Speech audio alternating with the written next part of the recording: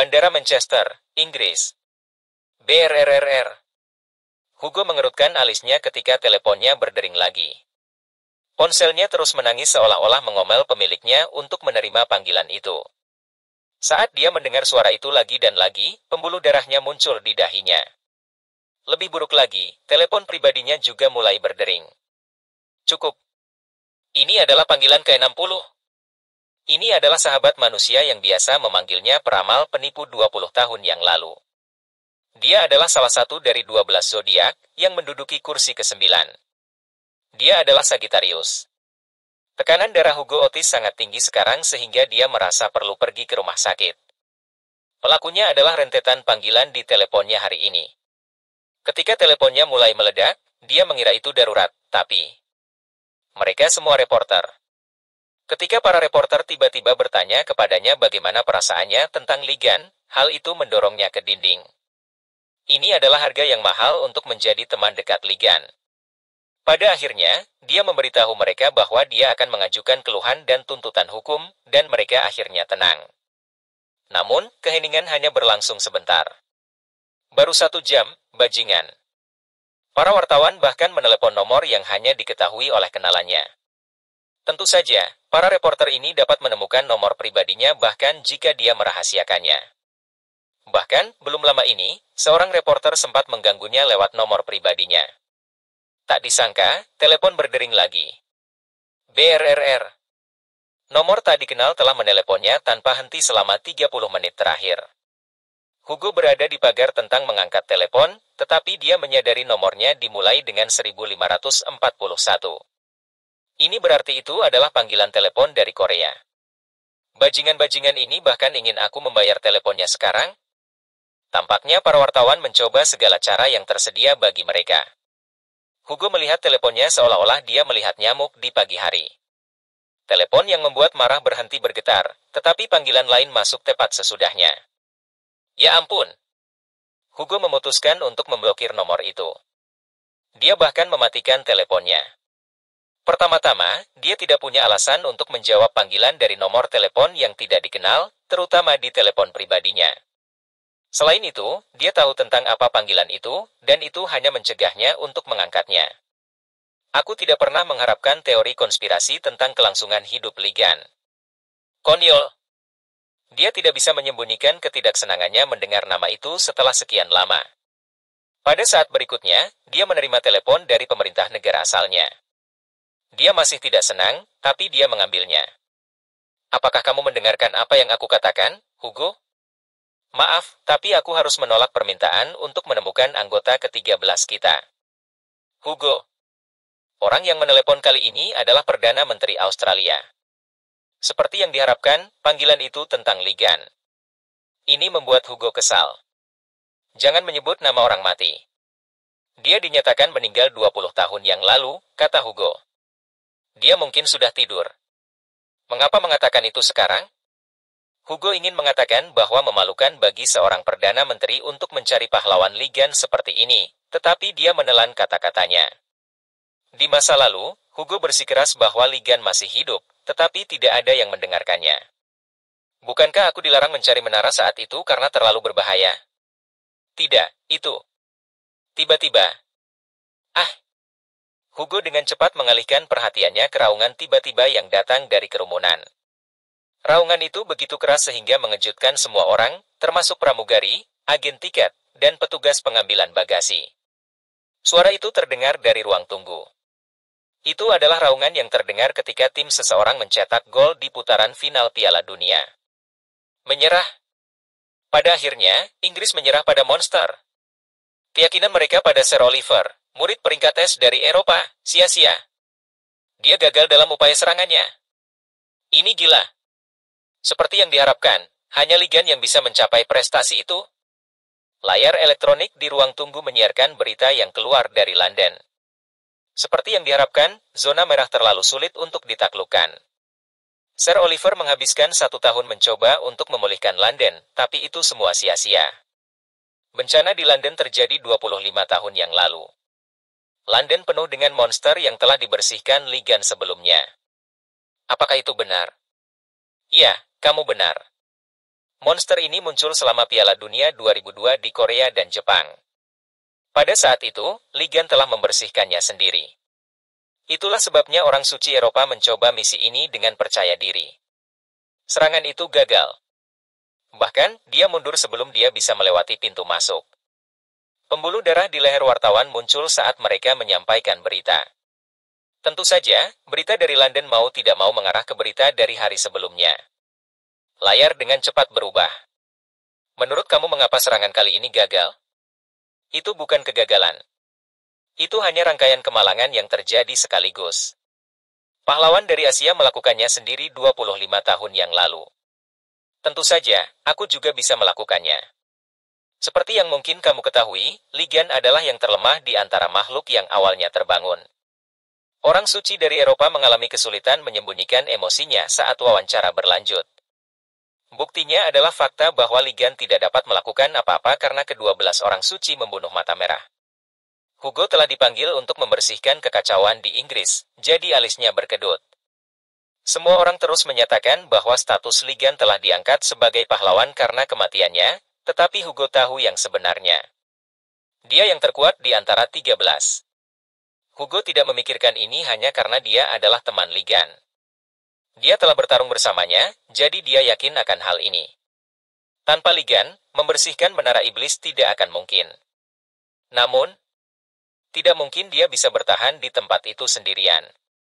Tentu saja, Hugo tidak menyaksikan kematian Ligan, juga tidak menyaksikan Red Eye mati. Pada saat itu, dia untuk sementara dikirim keluar menara. Monster telah berkumpul di menara seperti semut, dan dia telah ditugaskan untuk menghentikan mereka. Anggota 12 lainnya memberikan kesaksian bahwa Ligan telah mengorbankan dirinya untuk mereka. Namun, Hugo tahu itu omong kosong. Dia membenci 12. Dia akan memuntahkan makanan setiap kali seseorang membicarakan 12 saat makan. Ligan adalah seorang rakus, namun dia akan meletakkan kaki ayam jika seseorang menyebutkan 12. Terlebih lagi, dia adalah bajingan tak tahu malu yang biasa mencuri kaki ayam Hugo. Tidak mungkin Ligan akan mati dengan cara seperti itu. Oleh karena itu, Hugo telah menghabiskan lebih dari belasan tahun untuk menyelidiki kematian Ligan. Dia bahkan melawan semua oposisi dan memasuki menara. Namun, begitu dia melangkah ke tempat itu, dia menyadari. Tidak mungkin seseorang bisa keluar dari lubang neraka itu sendirian. Tidak ada orang yang cukup gila di dunia ini untuk melakukan itu. Selain itu, dia jatuh ke dalam jebakan yang paling buruk. Hugo Otis telah kehilangan semua harapan. Setelah 10 tahun, air matanya telah mengering. Itu terjadi pada saat itu. Hugo, apakah kamu tahu apa yang terjadi sekarang? Mereka? Ya. Aku sudah tahu pemerintah Korea berusaha keras untuk menemukannya. Dia keluar dari bandara dan naik taksi. Langit Inggris telah menjadi gelap karena semua debu di udara. Hugo melanjutkan, pokoknya, tolong jangan bodoh. Jangan mencoba mencari seseorang yang sudah mati. Ini adalah skema palsu yang dibuat oleh seseorang. Jika ada yang mencoba mengambil keuntungan dari nama temanku, aku akan. Kamu salah, teman. Perdana Menteri terdengar putus asa. Telepon itu berdering setelah 20 tahun. Kulit Hugo Otis langsung berubah. Apa? Aku mengacu pada jalur langsung yang kami buat untuk Ligan. Itu adalah saluran yang menjamin dia bisa menghubungi pemerintahnya. Hugo segera berteriak, berhenti. Sopir taksi yang terkejut menginjak rem. Dia menjadi bingung, tetapi Hugo tidak peduli. Pemanah bertanya kepada Perdana Menteri, apakah kamu menghubungi aku di telepon pribadi aku sekitar 5 menit yang lalu? Kamu menurunkan aku ketika aku menelepon kamu di nomor itu terakhir kali. Apakah kamu tidak ingat? Itu sebabnya aku tidak pernah menelepon kamu di nomor itu. Ini gila. Hugo yakin akan hal itu. Sepertinya mereka melewatkan panggilan itu, tapi itu nomor yang hanya diketahui Ligan. Ini berarti panggilan kumpul. Hugo berteriak dengan tergesa-gesa, tolong berbalik dan menuju bandara. Aku harus naik pesawat menuju Korea sekarang. Sopir taksi bingung dengan kata-katanya, sementara orang di telepon ketakutan. Tunggu sebentar. Korea? Bukankah kamu di Inggris untuk membersihkan kekacauan? Kamu tidak bisa pergi begitu saja. Siapa peduli? Aku tidak peduli tentang negara pulau ini. Mereka membuat kekacauan ini sendiri. Apakah mereka pikir aku penurut? Hugo sedang terburu-buru. Ketika taksi berhenti, dia dengan cepat berlari menuju bandara. Saat dia melakukannya, dia menyalakan telepon pribadinya. Apakah itu kamu, Gan? Tangan yang memegang telepon menjadi berkeringat saat dia menyalakan telepon. Hugo tidak bisa mempercayai matanya. Dia telah menerima teks baru. Satu pesan suara telah tiba. Tekan tombol panggil untuk mendengarkan pesan. Tangan Hugo bergetar saat dia memeriksa pesan suara. Kata pertama yang dia dengar. Oh Taekso. Satu kata itu membuat matanya membulat tak percaya. Namun, itu hanya berlangsung sesaat. Aku akan menemukanmu, dan aku akan membunuhmu. Wajahnya membeku. Semoga berhasil. Dalam banyak hal, wajahnya penuh ketakutan. Oh Taekso, kamu telah berkembang pesat. Kamu punya nyali untuk mengabaikan panggilan aku. Ligan, yang telah meninggalkan pesan suara, memiliki senyum cerah di wajahnya. Remaja di depannya gemetar ketakutan. Itu dimulai sekitar 30 menit yang lalu ketika Ligan menelepon sebuah nomor. Ligan memulai dengan senyuman, tetapi matanya berubah tajam ketika penerima tidak mengangkat telepon bahkan setelah 30 menit. Bukan hanya tentang temannya yang mengabaikan panggilan itu. Kenapa aku harus menulis surat wasiat yang mengatakan aku akan menyerahkan kekayaanku kepada 12 saat aku mati? Dia tidak peduli dengan yang lain. Temannya pasti tahu ada yang tidak beres dengan surat wasiat itu. Ini hampir membuatnya curiga bahwa temannya telah mengkhianatinya dalam keserakahan. Tentu saja, temannya tidak bisa mengkhianatinya karena alasan sepele. Mengapa? Hanya satu orang di antara 12 zodiak yang menolak keberuntungan Ligan. Itu adalah Hugo Otis. Dia adalah satu-satunya orang yang belum menerima bagiannya dari kekayaan Ligan. Dia telah mengatakan bahwa dia tidak layak menerima kekayaan temannya karena dia tidak dapat menyelamatkannya. Itu adalah cerita yang mengharukan, tetapi itu hanya membuat marah Ligan, subjek cerita. Bajingan itu seharusnya mengambilnya. Apakah dia meremehkan tanah yang kumiliki di Seoul? Harga rumahku seharusnya naik beberapa ratus juta won dalam 20 tahun. Dia hanya harus membunuh mereka untuk mengambil kembali kekayaannya, yang telah diwariskan sebagai warisan. Ligan menguatkan tekadnya saat dia marah. Aku akan membantai setiap orang suci yang kutemukan. Dia dulu melarat karena dia selalu harus membayar 12 untuk memperbaiki tubuhnya. Sekarang, dia tidak lagi punya alasan untuk berhati-hati di sekitar mereka. Begitu uangnya kembali ke rekening banknya, dia akan menjalani gaya hidup yang berbeda. Namun, ini akan sedikit bermasalah. Sebenarnya, dia sudah kehilangan banyak uangnya, dia tidak peduli kehilangan kekayaannya. Masalahnya sekarang adalah fakta bahwa dia tidak punya tempat untuk menelepon ke rumah, dan di atas itu, dia tidak punya uang untuk biaya hidup. Negaranya memang menyediakan villa untuknya, tapi rumahnya telah menjadi kuil tempat orang-orang memujanya. Ligan tidak percaya apa yang dia baca di artikel itu. Dia bersyukur bahwa orang-orang mendewakannya dalam kematian, tapi mereka melakukan upacara peringatan setiap tahun. Itu menjadi tanah suci di mana orang-orang berkunjung. Ini sangat memalukan. Dia belum pernah merasakan perasaan seperti itu dalam hidupnya. Ligan lebih suka nasib pahlawan Amerika yang dibekukan, yang ditempatkan di museum. Siapa yang datang dengan ide ini? Dia merasa malu begitu dia melihatnya. Inilah mengapa dia membenci ide-ide yang datang dari pembuat pensil. Bagaimanapun, dia tidak bisa tinggal di tempat di mana orang melakukan upacara peringatan untuknya. Juga, mereka akan menganggapku gila jika aku bersikeras bahwa aku adalah Ligan. Dia menyukai kenyataan bahwa dia telah mendapatkan kembali masa mudanya, tetapi kesenjangan penampilan antara dirinya yang sebelumnya dan dirinya yang sekarang terlalu besar. Dia memang punya cara lain untuk membuktikan identitasnya. Wow! Pers di seluruh dunia menjadi gila. Apakah kejadian seperti itu pernah terjadi sebelumnya? Itu yang diharapkan. Kita berbicara tentang Ligan. Ini bukan apa-apa. Itu akan menjadi sirkus mutlak jika mereka dapat menemukan sepotong baju besinya. Tidak mungkin Ligan memberitahu wartawan bahwa dia sudah kembali. Mereka bahkan tidak memberiku waktu untuk makan ramen.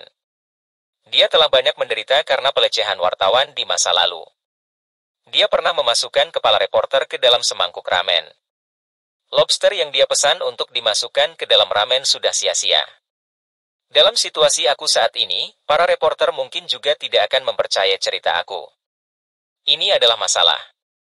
Dia harus menemukan orang-orang yang telah mengkhianatinya, namun dia tidak dapat menghubungi orang-orang yang mengenalnya. Dia harus tidur di tempat terbuka dalam waktu dekat. Apa yang harus aku lakukan?